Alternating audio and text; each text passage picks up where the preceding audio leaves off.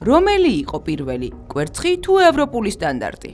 ნიკა გვარამია კი ცოტა ხნის წინ ირწმუნებოდა, რომ ჯერ იყო ევროპული სტანდარტი და მერე კვერცხი. კვერცხის როლაც ევროპული სტანდარტი და ბუშტის როლაც არის პროტესტის მშვიდობიანი ფორმა, გამოხატვის თავისუფლების ჩარჩოებში ბოლომდე ჯდება, არაფრის დაზიანება ამით არ ხდება.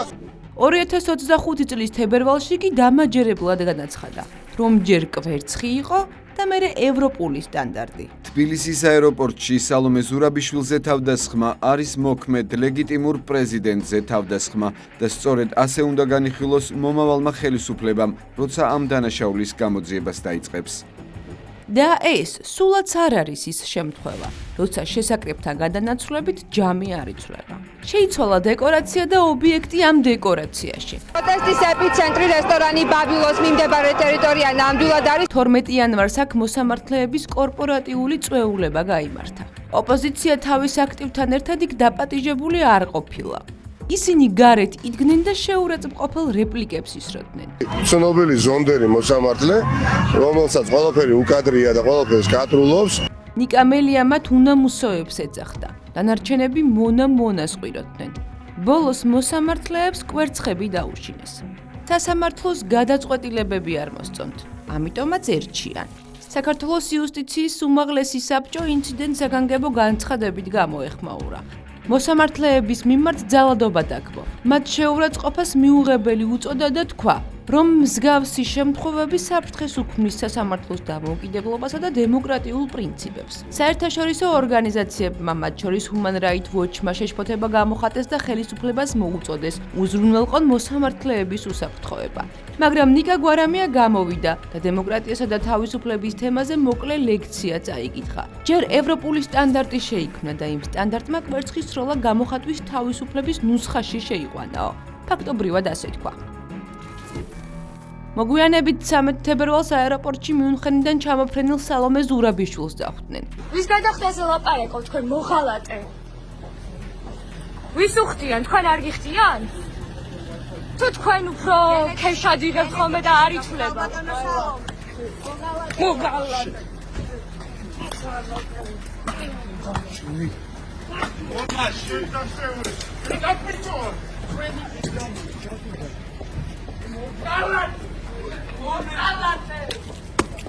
მონა ხარ მონა და ესე გარბით მონა ზოგადად. აი ეს არის მონის ხვედრი, ესე უნდა გარბავდეთ ყველგან და ყოველთვის. ვერასდროს ვერ მიაღწევთ იმას, რომ თავისუფლად დადიოდეს სხვანაირი მონა. სამოქალაქო აქტივისტებმა გამოხატვის თავისუფლებით ისარგებლეს და ყოფილ პრეზიდენტს კვერცხები ესროლეს. მიუნხენში საქართველოს ინტერესების საწინააღმდეგო განცხადებები რატომ გააკეთაო? მაგრამ იგივე ნიკა გვარამიამ გამოხატვის ეს თავისუფლება მაშინვე კრიმინალად მონათლა. ეს ხომ თავდასხმაა, დამნაშავეები დაისჯებიანო. დაიმუქრა. ევროპული სტანდარტი აღარ გახსენებია. კვერცხი დანაშაულის იარაღად გააფორმა. ზურაბიშვილი მსხვერპლად, აქტივისტები კრიმინალებად. და ვინ არის ნიკა გვარამია? დიახ, ადამიანი, რომელიც საკუთარ თავს, საკუთარ პარტიას, საკუთარ კოალიციას და ოპოზიციას პროევროპულს უწოდებს. ამბობენ, რომ ევროპისკენ ისინი მიდიან და ევროპულ ღირებულებებსაც ისინი იცავენ. მაგრამ ვისაც მისი პროდასავლურობის გწამთ, თქვენთვის ცუდი ამბავი გვაქვს. ადამიანის უფლებები და თავისუფლების გამოხატვის მეთოდები ყველაზე არ მოქმედებს. არამედ მხოლოდ ოპოზიციასა და მის მომხრეებზე. ამიტომაც კოლექტიური გვარამიას აზრით ყველაფერი, უფლებებით, თავისუფლებაც დამოკიდებულია იმაზე, თუ სად დგახართ. თუ ოპოზიციის მხარეს, მაშინ კანონით თქვენს მხარესია. სასამართლოც თქვენს გვერდით უნდა იდგეს და ძალოვანი უწყებებით. თუ არა და ჯოჯოხეთისთვის უნდა მოემზადოთ. იმიტომ რომ იარლიყებს აგაკრავენ, დაგაბულინგებენ, მოღალატედ და ჯაშუშად გამოგაცხადებენ. შალვა ნათელაშვილი ამის კლასიკური მაგალითია.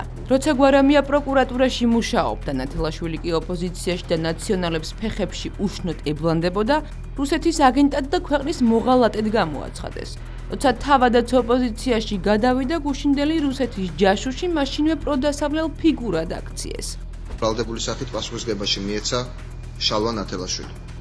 ჯაშუშობისთვის და ასევე შეთქმულებისთვის საქართველოს სახელმწიფო ხელისუფლების დასამხობად. არ დავმალავ, ძალიან მიყვარს შალვა ნათელაშვილი მართლა, მემარცხენე რო არის. შალვა ნათელაშვილმა რამდენიმეჯერ დაიმსახურა რუსთავი ორელებისგან ტაში ახლა ყველას მიყვარს შალვა ნათელაშვილი აქ, იმიტომ რომ მართლა ძალიან ნიჭიერი ადამიანია.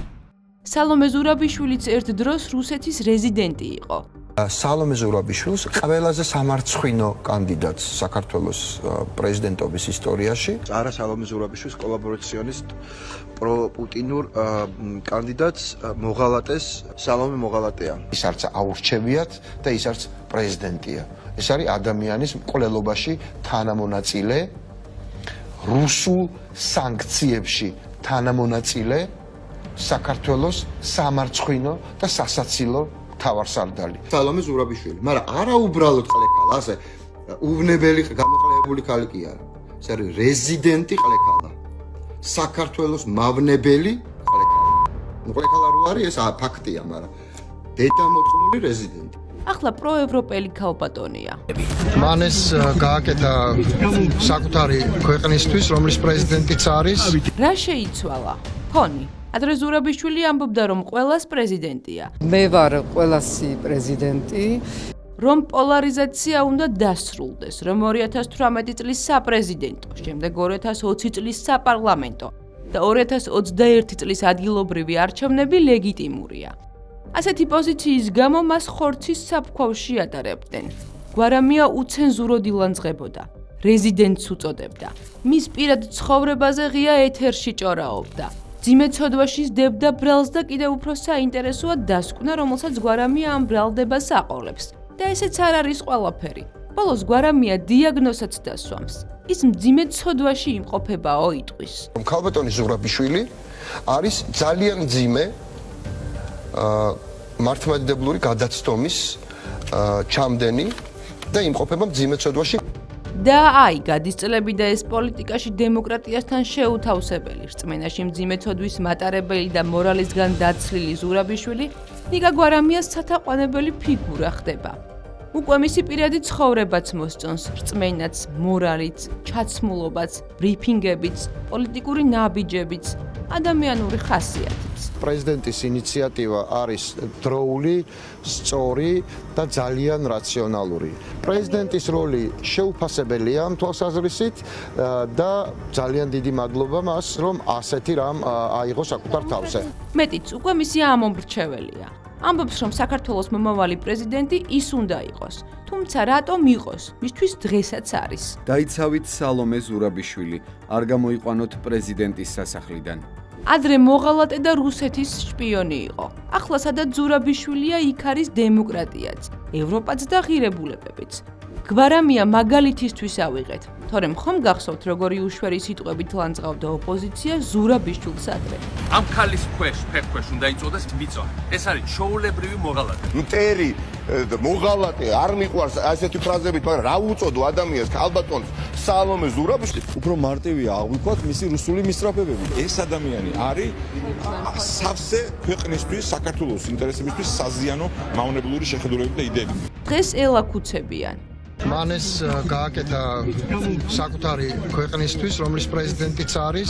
ზურაბიშვილთან დაკავშირებითაც მინდა კითხო. მისასალმებელი არის ყველა ის ადამიანი, ვინც ნათელ ისტორიის ორ მხარეს დადგება. ზურაბიშვილმა გადაარჩენა ქართული სახელმწიფოებრიობის ღირსება.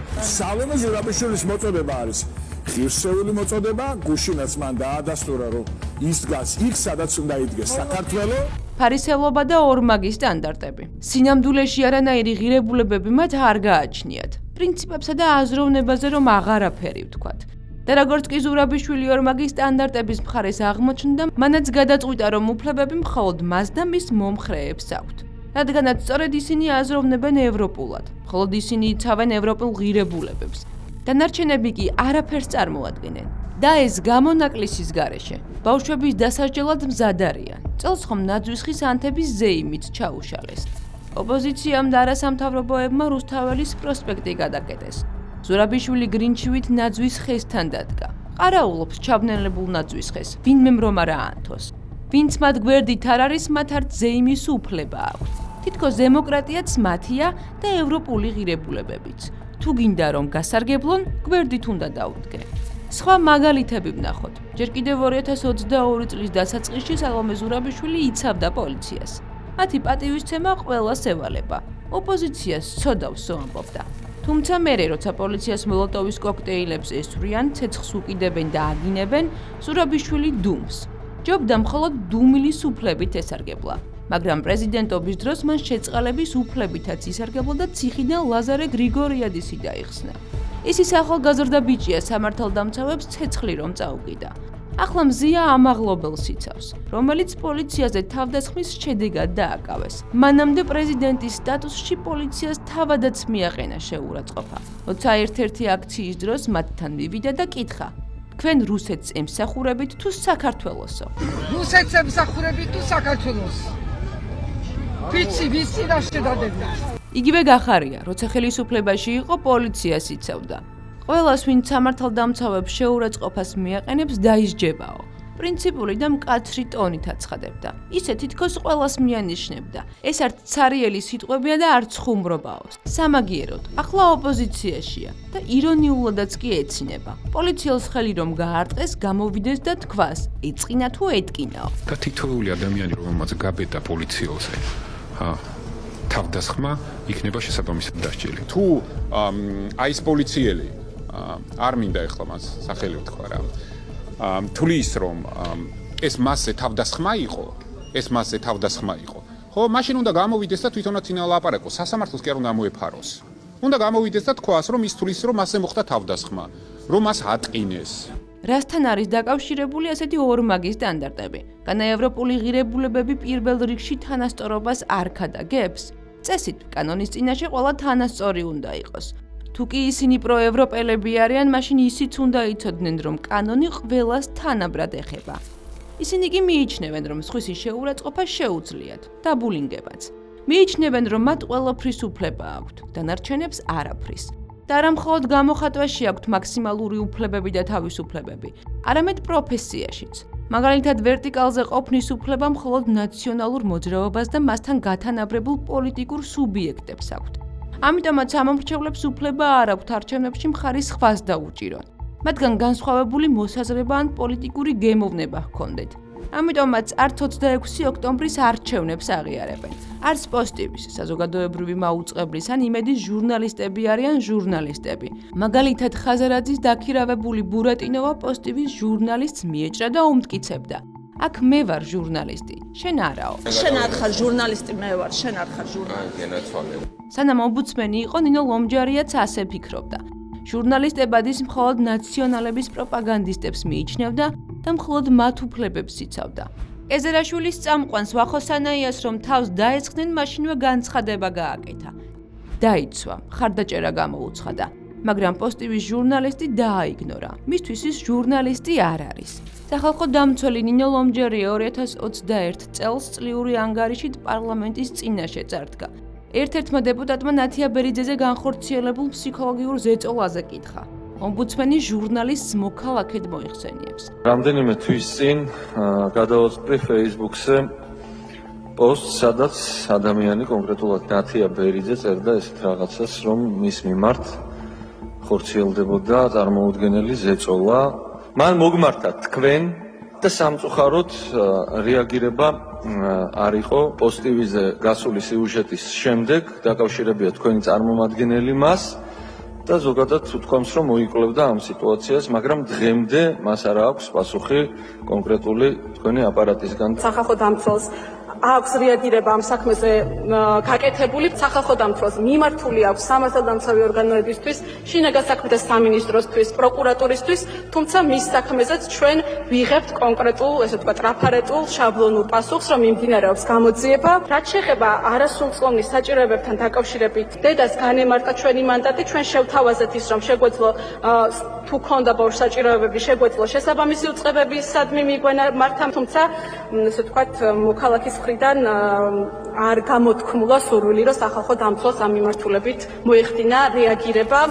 რა თქმა უნდა, რა საჭიროა მედია, აზრი ან შეხედულება თუ ის ნაციონალური მოძრაობის ნარატივს არ იმეორებს.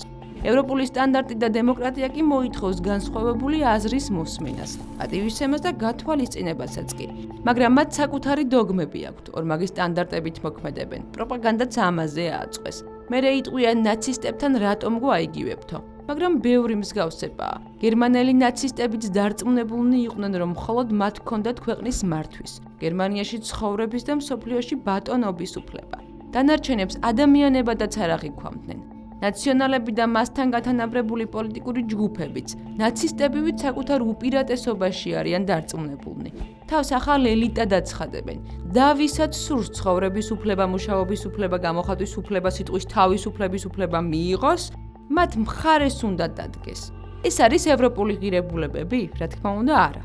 პირიქით, ორმაგი სტანდარტები დემოკრატიასაც ეწინააღმდეგება და კონსტიტუციასაც. კარგად თუ დავაკვირდებით, დავინახავთ, რომ ევროპული ღირებულებები მათ ბანალურ ლოზუნგებამდე დაიყვანეს.